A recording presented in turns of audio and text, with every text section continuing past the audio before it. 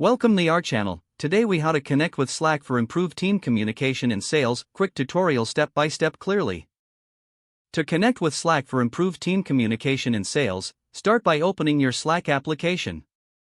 Navigate to the workspace where you want to enhance your communication. Look for the Apps section in the sidebar. Click on Apps to open the Slack app directory. In the search bar, type in the sales tool you want to integrate. Select the sales tool from the search results. On the Tools page, click on the Install or Add to Slack button. You may need to grant permissions for the integration to access your Slack account.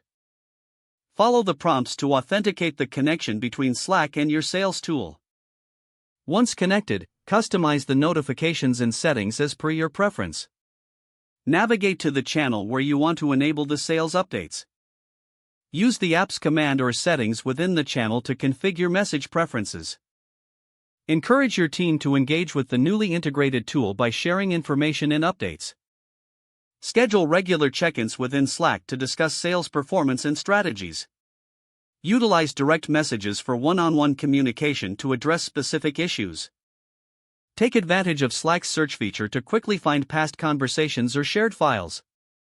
Monitor the effectiveness of the integration and gather feedback from your team. Make adjustments in settings as necessary to streamline communication even further. If the page does not load, refresh the browser or try again in a private or incognito window. Make sure you are using the correct email address, then retype it carefully to avoid small typos. If your password is not accepted, use the reset option and create a new strong password you can remember. Check your spam folder for verification or security emails, then complete any requested confirmation steps. Enable two-factor authentication if available to improve account security and reduce unauthorized access risk. After signing in, review your profile details so your contact information and settings are accurate and current. If you see an error message, note it down and try again after restarting your device and internet connection. Log out when you finish, especially on shared devices, to keep your account and payment information secure.